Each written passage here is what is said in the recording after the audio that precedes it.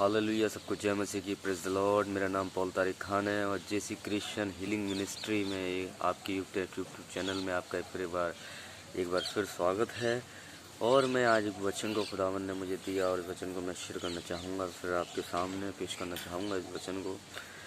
और वचन है संपोदेशक की पुस्तक, उसके 3 अध्याय में लिखा हुआ है कि सब कामों का एक निश्चित समय। इसकी जो हेडिंग्स है वो पर ये है कि सब कामों का निश्चित समय। तो हर एक बात का लिखा हुआ है, हर एक बात का अवसर 3 अध्याय में, हर एक बात का अवसर और प्रत्येक काम का जो आकाश के नीचे होता है एक समय है।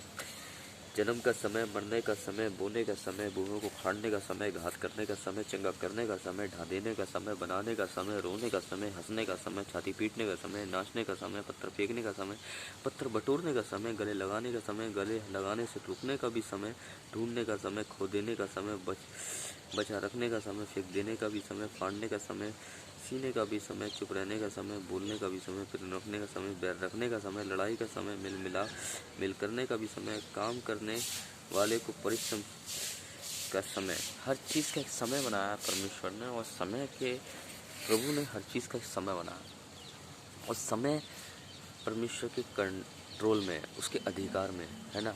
तो कहने का मतलब ये है कि पैरस्तों के कारण उसके पहले 8वें अध्याय में देखेंगे तो जब चेलों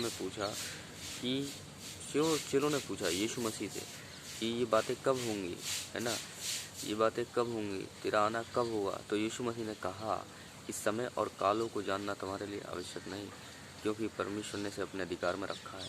और खुदावन समय जो है, समय को परमेश्वर ने क्या कर रहा है, अपने अधिकार में रखा है। समय उसके कंट्रोल में है। कहने का मतलब ये है मेरे प्रिय भाइयों, समय आपके मेरे कंट्रोल में नहीं है। समय को हम रोक नहीं सकते।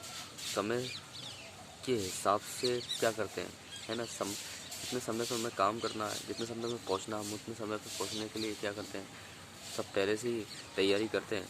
पर खुदावन ने इस समय को बनाया। और यीशु मसीह के जीवन से देखें, यीशु मसीह ने जितना टाइम उन्हें प्रचार करना होता था, जितना टाइम उन्हें मैसेज देना होता था परमेश्वर का, उतने टाइम पे वो ख़त्म करके निकल जाते थे। और 33.5 साल में क्या करे, 3.5 साल में सेवकाई पूरी करके क्या कर गए, वो क्रूस पे चले गए। उतने समय पे ही उन लोगों ने अपनी सेवकाई करी, दुष्ट आत्मा को निकाला, है ना, और अब दुष्ट आत्मा को निकाला और लोगों को चंगा किया, है ना, और प्रभु का संदेश सुनाया, मन आपका समाचार का सुनाया। तो कहने का मतलब ये समय उसके कंट्रोल में था, फिर भी उसने समय का क्या करा, आदर करा, समय का क्या करा, उसका सम्मान करा, है ना।